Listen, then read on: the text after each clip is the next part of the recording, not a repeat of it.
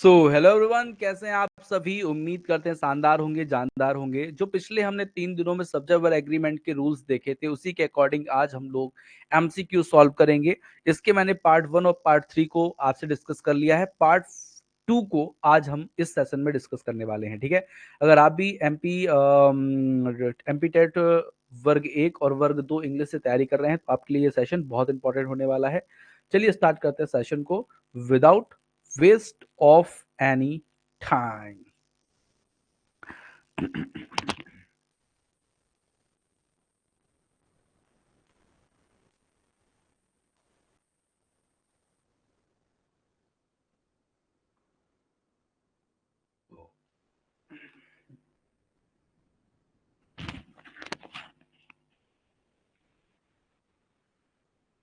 सो dear students, मैं आप लोग को बता दूं, इसके पार्ट 1 और 3 को मैंने डिस्कस आप लोग से कर लिया था।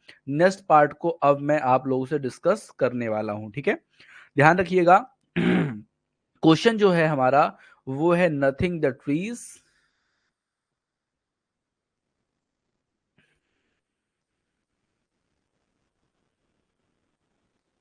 थोड़ा बड़ा कर लें क्या इसको।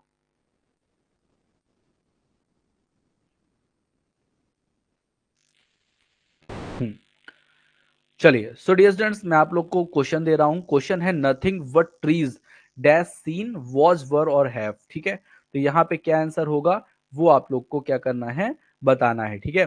तो यहाँ पे क्या आंसर होगा, नथिंग बट ट्रीज। तो यहाँ पे क्या आएगा आपका, जब कभी नथिंग बट मिले, एवरीथिंग बट मिले, तो आपको सिंगुलर वर्ब वॉच का प्रयोग करना चाहिए। यहाँ पे सही आंसर क्या होगा, वॉच, ठीक है। Trust and honesty dash best policy, ठीक है। Truth and honesty dash best policy. यहाँ पे ध्यान रखिएगा, सच्चाई और ईमानदारी जब कभी भी ऐसे शब्द जो आपके अक्सर साथ में यूज होते हैं, ऐसे शब्द के लिए हम लोग क्या करते हैं, सिंगुलर वर्ब का यूज करते हैं। किसका यूज करते हैं, सिंगुलर वर्ब का, ठीक है। तो यहाँ पे आप लोग को लग रहा होगा ट्रुथ और ऑनेस्टी जो है ये दो आपके क्या हो गए, नाउन हो गए। तो ऐसा नहीं है, ठीक है। यहाँ पे ये दो नहीं है, एक ही है। क्यों? क्योंकि जनरली जिन शब्दों का हम प्रयोग साथ साथ में करते हैं, जैसे कि bread and butter, rice and करी, ट्रूथ एंड ऑनेस्टी, ठीक है, हैमर एंड सिकल, तो ऐसे शब्दों के साथ हमें सिंगुलर वर्ब क्या प्रयोग करना चाहिए, और वो क्या है, इज है, ठीक है। All the glitters dash not gold, ठीक है। सभी गिल्टर्स जो होते हैं वो गोल्ड नहीं होते हैं, ठीक है। All that glitters not gold, ठीक है। तो यहाँ पे एक चीज ध्यान रखिएगा, ऑल डेट गिल्टर्स के साथ यहाँ पे कोई विशेष रूल का जो है प्रयोग नहीं किया गया है, ठीक है। तो यहाँ पे आपको क्या करना चाहिए, यहाँ पे आपको लगाना चाहिए इज, ठीक है। All that glitters is not gold, ठीक है। मतलब सभी जो गिल्टर्स होते हैं वो सोना नहीं होते, ऐसा इनका कहने का मतलब है, ठीक है। He and not I dash done this work. ध्यान दीजिएगा, ही एंड नॉट आई, जब ऐसा कभी हो कि एंड नॉट हो, एंड नॉट से दो सब्जेक्ट जुड़े, जैसे ही और आई, तो यहाँ पे जो आने वाली वर्ब है ना, वो पहले वाले सब्जेक्ट के अकॉर्डिंग आती है, मतलब ही के अकॉर्डिंग आएगी। तो क्या आएगा आपका, हैज, ठीक है। हैव कब लगाते हैं, अब अगर आप लोग आई को देख के लगा दें हैव तो वो गलत हो जाएगा। क्यों? क्योंकि जब एंड नॉट से दो सब्जेक्ट जुड़ते हैं तो फर्स्ट वाले सब्जेक्ट मतलब ही के अकॉर्डिंग वर्ब लगती है, और ही क्या है आपका, सिंगुलर है, इसलिए हैज लगेगा। The daffodils dash been written by William Wordsworth. William Wordsworth के द्वारा डेफोडिल्स लिखी गई है। डेफोडिल्स एक पोयम है, और पोयम होती है अनकाउंटेबल, ठीक है। और अनकाउंटेबल के साथ क्या लगता है, सिंगुलर सब्जेक्ट हैज। या फिर आप ऐसे भी समझ सकते हैं, द डेफोडिल्स जो है एक नाम है इसका, पोयम का। तो इसके लिए आपको क्या करना है, सिंगुलर वर्ब का यूज करना है। The magistrate and collector dash present in the meeting. अब यहाँ पे ध्यान रखिएगा, जब एंड से दो सब्जेक्ट मजिस्ट्रेट कलेक्टर जुड़ते हैं तो उसमें आर्टिकल कितने लगे हैं ये देखिए, तो एक आर्टिकल लगा है, मतलब ये मजिस्ट्रेट ही कलेक्टर है, कलेक्टर ही मजिस्ट्रेट है। तो यहाँ पे सिंगुलर वर्ब वर्ब वॉच का प्रयोग होगा, ध्यान रखिएगा। The magistrate and collector was present in the meeting, ठीक है। तो ये चीज आपको समझ में आनी चाहिए, बननी चाहिए। Oil and water dash not mix, ठीक है।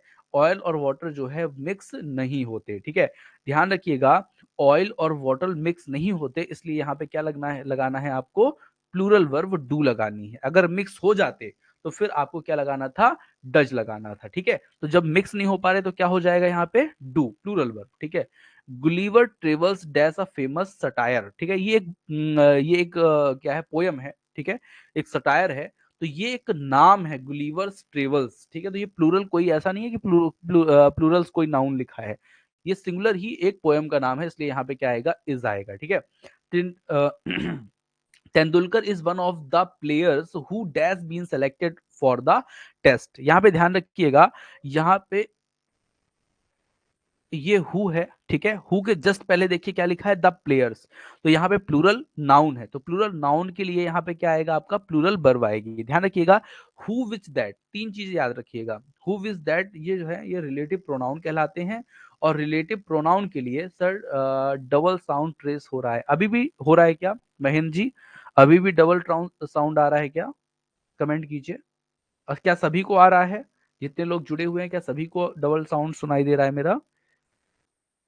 ध्यान रखिएगा, हु के जस्ट पहले क्या लिखा है, प्लेयर्स, तो प्लेयर्स के लिए यहाँ पे क्या लगेगी, सिंगुलर वर्ब हैज का प्रयोग हो, सॉरी सिंगुलर वर्ब नहीं, प्लूरल वर्ब हैव का प्रयोग हो। क्यों, क्योंकि यहाँ पे हु विच दैट जो है वो रिलेटिव प्रोनाउन होते हैं, और रिलेटिव प्रोनाउन के जस्ट पहले आप अगर आप देखेंगे तो प्लूरल नाउन लिखा हुआ है, ठीक है। और उसी के अकॉर्डिंग यहाँ पे आएगी वर्ब, तो हैव आएगा, ठीक है। A word dash in the sky, a word flies in the sky. ध्यान रखिएगा, जो वर्ब होती है सिंगुलर उसमें एस या ईएस लगा होता है, मतलब यहाँ पे a word flies in the sky. His secretary and his typist on leave today, ठीक है। तो यहाँ पर जब दो नाउन सेक्रेटरी एंड टाइपिस्ट किससे जुड़ते हैं, एंड से जुड़ते हैं, दोनों के पहले आर्टिकल हो या फिर पॉजिटिव एडजेक्टिव हो, ठीक है, दोनों के पहले तो प्लूरल वर्ब का यूज होता है, मतलब आर का यूज होगा यहाँ पे, ठीक है। चलिए, his father and his mother, same वही क्वेश्चन है, यहाँ पे क्या आएगा, आर, सॉरी वर देयर, ठीक है। Next question, age and experience dash wisdom to man. ये वही क्वेश्चन है, जब आपके किसी सेंटेंस में ऐसी चीज आ जाए जो जिनका प्रयोग अक्सर क्या करते हैं हम, साथ में करते हैं, ठीक है। जब हम उनका प्रयोग क्या करते हैं, साथ में करते हैं। जी सर, जी सर, साउंड रिपीट हो रही है। महेंद्र महेंद्र जी के मोबाइल में जो आवाज है वो रिपीट हो रही है क्या, रचना और हिमाद्री जी जो हैं इनके भी मोबाइल में जो साउंड है वो रिपीट हो रही है क्या, मुझे कमेंट करके बताइए जरा एक बार।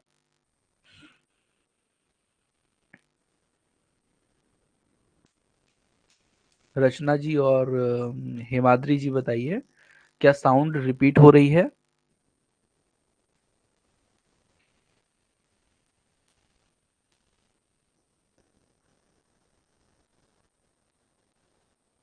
चलिए, तो एज एंड एक्सपीरियंस जो है ये ऐसे शब्द है जिनका यूज अक्सर साथ में होता है, और इनको इसलिए दो नहीं माना जाता, सिंगुलर ही माना जाता है, इसलिए यहाँ पे क्या लगेगा, ब्रिंग्स लगेगा, ठीक है। A great number of people dash come here, a great number of people के साथ आपको यहाँ पे लगेगा हैव, ठीक है, हैव का यूज होगा, ठीक है। प्लूरल वर्ब लगती है, ए ग्रेट नंबर ऑफ के साथ प्लूरल वर्ब लगती है, तो प्लूरल वर्ब क्या है, हैव है। अ पेयर ऑफ शूज, ध्यान रखिएगा शूज जो है वो प्लूरल है, लेकिन अ पेयर ऑफ लगा है, तो यहाँ पे सिंगुलर वर्ब का इज का यूज होगा, ठीक है, ध्यान रखिएगा। Malaria dash a tropical disease, malaria एक बीमारी का नाम है, उसके साथ सिंगुलर वर्ब जो है वो क्या लगेगी, इज लगेगी, ठीक है।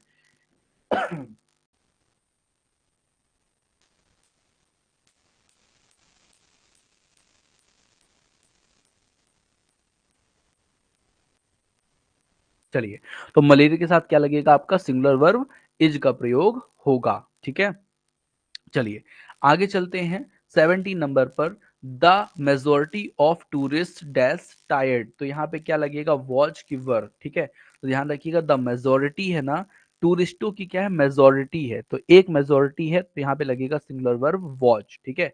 If I rich I would buy a car, ध्यान रखिएगा, जब मैं अमीर हो जाऊंगा तो मैं एक कार खरीदूंगा, ठीक है। अभी मैं अमीर हूं क्या, नहीं, तो यहाँ पे ध्यान रखिएगा, सेंटेंस को ये समझ में आ रहा है, सेंटेंस ये समझ में आ रहा है कि जो सेंटेंस है वो सपोजिशनल है, ऐसा वास्तविकता में है नहीं, ठीक है।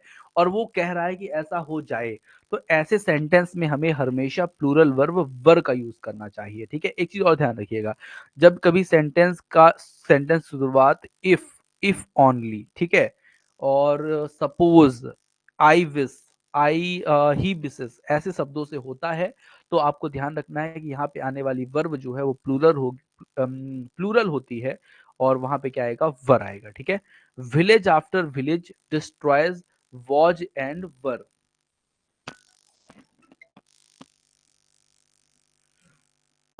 ठीक है, तो वॉज एंड वर यहाँ पे लगाना है आपको, village after village dash destroyed was and war. तो यहाँ पे आपको क्या करना है, ये एक फ्रेज बन जाता है, और फ्रेज जब बन जाता है तो वहां पर आपको क्या करना होता है, फ्रेज के साथ आपको उसी तरह की सिंगुलर वर्ब का क्या करना चाहिए, यूज करना चाहिए। ठीक है,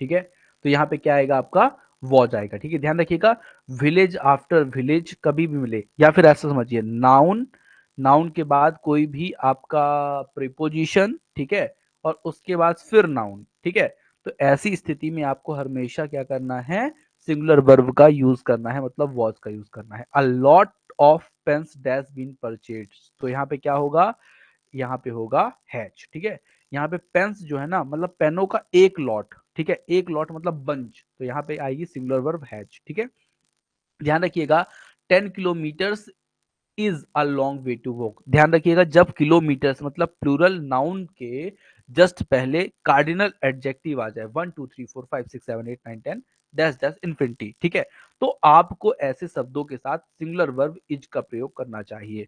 the council dash chosen it's president, council ने अपने प्रेसिडेंट्स को क्या कर लिया, चूज कर लिया। अब काउंसिल में बहुत सारे मेंबर होते हैं, अगर उनका डिसीजन एक ही है, जो कौन बताता है, इट्स बताता है। इट्स मतलब होता है कि इनका जो डिसीजन है वो एक ही है, तो ऐसी स्थिति में आपको क्या लगाना चाहिए, सिंगुलर वर्ब हैज। ठीक है, और अगर यहाँ पे इट्स की जगह देयर लिखा हो तो फिर आपको क्या लगाना चाहिए, हैव।